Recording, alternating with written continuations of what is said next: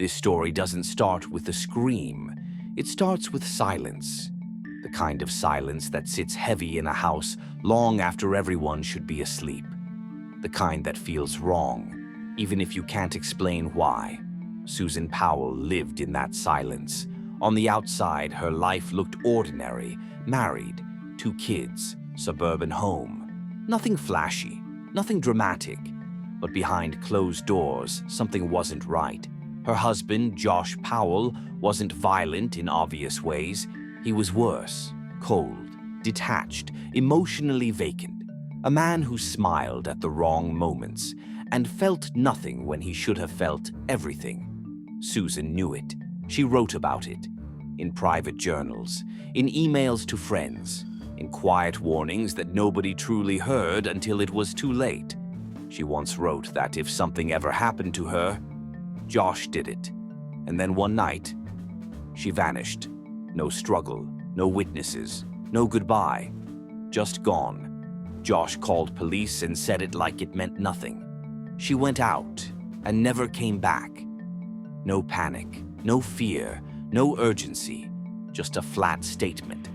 That alone set off alarms, because husbands don't talk like that when their wives disappear. Police arrived at the Powell home expecting chaos. What they found instead was emptiness. Susan's purse was still there. Her coat was still there. Her shoes were still there. But Susan wasn't. Josh said they'd argued earlier. Then he claimed she left the house in the middle of the night. Then his story shifted again, each version colder than the last, and then came the detail that made investigators stop breathing. That same night, Josh packed up his 2 young sons and took them winter camping in the middle of a snowstorm at night. Who does that? Not a worried husband, not a scared father. A man running does that. Josh said it was spontaneous, that he just felt like taking the boys out. But nothing about it made sense. The weather was brutal.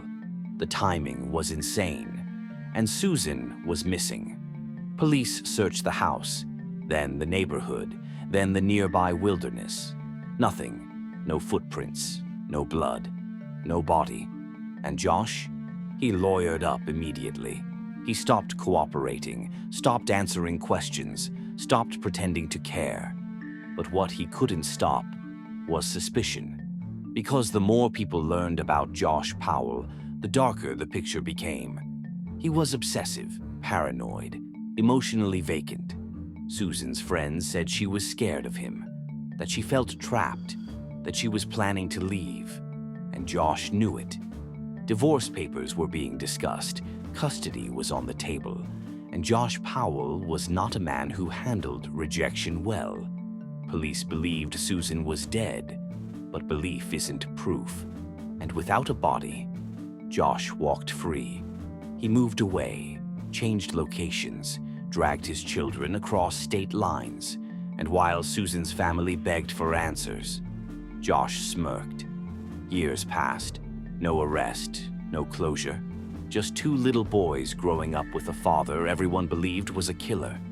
And then the case took a turn so horrifying that even seasoned detectives were left shaken. Because Josh wasn't done. He had been planning something final, something explosive. But before that ending, there was one more warning the world failed to stop. Susan's parents fought for custody of the boys. They believed the children were in danger. The court allowed supervised visits only. Josh hated that. He hated losing control, and control was everything to him. One afternoon, during a supervised visit, Josh picked up his sons. He walked them into his house. The social worker stayed outside. Seconds later, Josh locked the door. Inside that house, something unspeakable happened. Neighbors heard screams, then a blast. The house exploded in flames. Josh was dead. His 2 young sons were dead. And Susan Powell was still missing. The fire revealed what everyone feared. Josh didn't just kill his wife. He destroyed everything. Investigators later uncovered horrifying evidence. suspicious financial moves, strange recordings, hidden drives. Josh had documented his thoughts, his resentment, his hatred. He believed Susan had betrayed him simply by wanting freedom. And in his mind, if he couldn't have his family, no one could. Susan's body was never found, no grave, no remains. Just a name that became a symbol of warning signs ignored, of red flags brushed aside, of a system that moved too slow. The Powell case wasn't just a crime, it was a failure to listen, a failure to protect, a failure that ended with fire. And even now, when people revisit this case, one question still haunts everyone who hears it. How did so many people see the danger and still let it happen? By the time Susan Powell disappeared, the danger didn't come out of nowhere. It had been building for years, quietly, slowly, like pressure inside a sealed room. Josh Powell wasn't the kind of man who snapped suddenly. He was the kind who planned, stewed, obsessed. Susan felt it long before anyone else did. She noticed how Josh watched her, not with love, with ownership. He tracked her movements, questioned her phone calls, accused her of things that didn't make sense. If she stayed late somewhere, he assumed betrayal.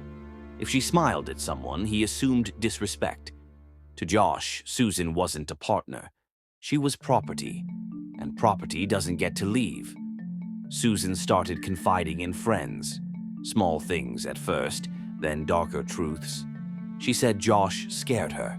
She said his behavior was changing. She said sometimes she wondered if he was capable of hurting her. One friend later said Susan looked exhausted all the time, like someone living in constant survival mode.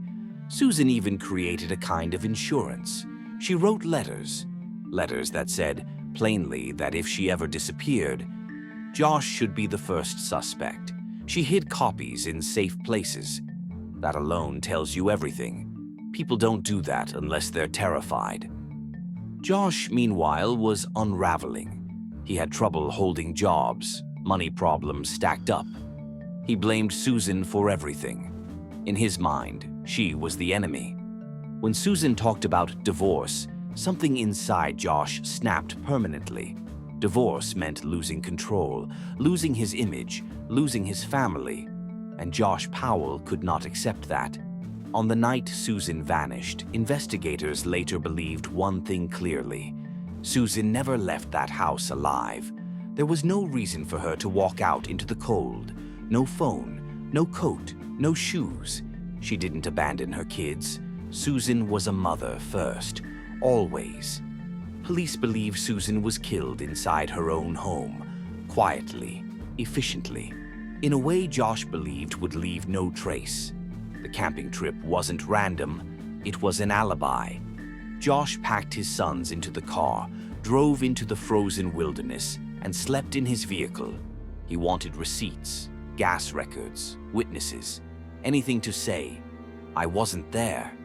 But what he didn't count on was how wrong it looked. Investigators tore apart his story. They found inconsistencies everywhere, contradictions, shifting details. Josh couldn't keep his lies straight. But still, no body. And without a body, the case stalled. Josh moved away, dragging his sons with him. Susan's parents were devastated. They knew. In their bones, they knew Josh had killed their daughter. But knowing isn't enough in court. They fought for custody of the boys, terrified for their safety. Because Josh wasn't just a suspected murderer. He was unstable. He spoke in disturbing ways. He blamed everyone but himself. He showed no remorse. And then investigators uncovered something even darker. Josh's father, a man just as disturbing as Josh. He had been obsessed with Susan. Voyeuristic, inappropriate. The Powell family wasn't just dysfunctional, it was toxic. Police began to believe Susan's disappearance wasn't just about marriage. It was about control, obsession, and entitlement. Josh believed Susan owed him her life. Years passed. The boys grew older. They started saying things that made people uncomfortable. Comments about mommy being gone forever. Comments about daddy being angry. Red flags everywhere. Still, Josh remained free, and that freedom fed his rage. He blamed the courts, blamed Susan's parents, blamed the system. He believed the world had taken something from him, and in his mind, revenge was justified. When Susan's parents finally won supervised visitation rights, Josh felt cornered. Supervised meant watched, controlled, judged. It meant losing power. Josh started planning again. This time, there would be no mistakes. On the day of the final visit, Josh arrived calm, too calm. He hugged his sons, spoke softly. No one knew those would be the last moments of their lives. Josh walked them into the house. The social worker waited outside as ordered. Seconds passed. Then the door slammed shut, locked. Inside, Josh attacked his own children. Then he ignited gasoline. The explosion rocked the neighborhood. Flames consumed everything. The house became an inferno. When firefighters arrived, it was already too late. Josh was dead. His sons were dead. And Susan Powell was still gone. The world reacted in horror. News channels played the footage non-stop. Experts spoke about warning signs, about missed chances. The question echoed everywhere. How was this allowed to happen? Investigators finally confirmed what they had long suspected. Josh Powell murdered Susan. He never faced trial, never answered for it. He took the truth with him into the fire. Susan's parents were left with nothing but grief. No body to bury, no grave to visit. Just memories and unanswered questions. The Powell case became a lesson written in blood. That danger doesn't always look loud. That monsters don't always scream. Sometimes they smile, they comply, they wait. And by the time the truth becomes undeniable, it's already too late. After the fire died out, the silence returned. But this time, it wasn't empty. It was heavy. The Powell house was reduced to ash and twisted metal. A place that once held a family, erased in minutes. Investigators walked through the ruins knowing something chilling. This wasn't panic. This wasn't impulse. This was planned. Josh Powell didn't just decide to end his life that day. He decided to erase every loose end. And the most terrifying part? He succeeded. With Josh gone, there would be no trial, no cross-examination, no confession in court. Just theories and fragments of truth. Detectives combed through everything Josh left behind. Hard drives, journals, voice recordings, and what they found painted a portrait of a man who lived inside his own dark universe. Josh believed he was the victim. Always. In his mind, Susan had betrayed him by wanting freedom. The courts had betrayed him by limiting access to his kids. The world had betrayed him by suspecting him. He never once spoke of Susan with remorse. Not once. Instead, his writings were filled with bitterness, entitlement, rage. He didn't write like a man who lost his wife. He wrote like a man who had been wronged, and that alone told investigators everything they needed to know. Susan's disappearance was no accident, no misunderstanding. It was the final act of control. Police revisited every detail of that night. The home, the car, the camping trip. They concluded Susan was most likely killed inside her own house, quietly, in a way that wouldn't wake the children. Her body was likely transported and disposed of during that overnight trip into the wilderness. The terrain was massive, remote, unforgiving. Susan Powell became one of those victims swallowed by geography, gone without a trace. Her parents never stopped searching. They walked deserts. They followed tips. They chased rumors. Each lead raised hope, and then crushed it. Years went by. No remains, no answers.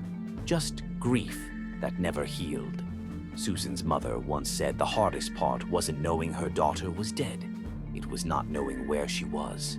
No place to say goodbye, no place to bring flowers, just an absence.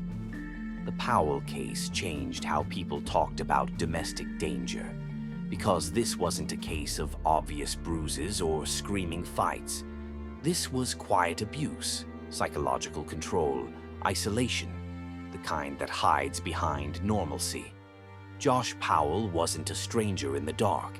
He was a husband, a father, a man people trusted with children. And that's what made him so dangerous. Experts later said every warning sign was there: Susan's fear, her letters, Josh's behavior, the custody concerns. But the system moved slowly, too slowly, and children paid the price. Those two boys never got the chance to grow up, never got the chance to escape the shadow of their father. They became victims not just of a man, but of a failure to act decisively. Josh Powell turned his final moments into a message. If he couldn't control the story, he would end it. And in doing so, he denied Susan justice forever. To this day, her case remains officially unsolved. No conviction, no sentence, just a conclusion everyone knows, but can never legally say out loud. Susan Powell didn't vanish. She was taken. Taken by someone who believed love meant ownership, who believed marriage meant entitlement, who believed control was worth killing for. Her story is not just a crime story, it's a warning. That danger doesn't always announce itself, that smiles can hide monsters, that fear whispered quietly is still fear, and that listening, really listening, can be the difference between life and death. Somewhere out there, Susan Powell rests unknown, but her voice remains, in the words she left behind, in the questions that still haunt this case, in the lives her story has saved by opening eyes, because even in silence, the truth finds a way to speak.